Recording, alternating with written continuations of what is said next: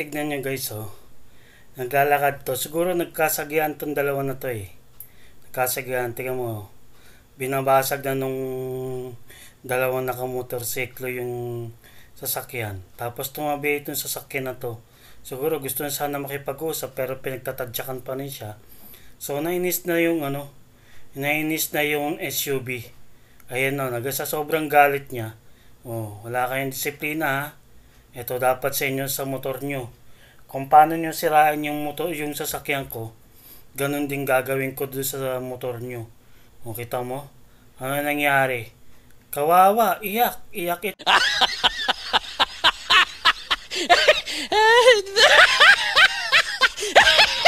ito, iyak ko.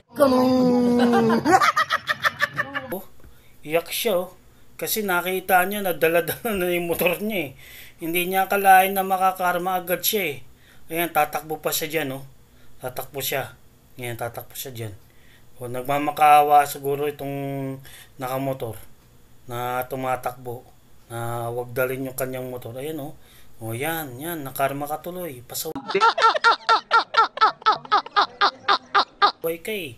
Tama lang yun sa'yo.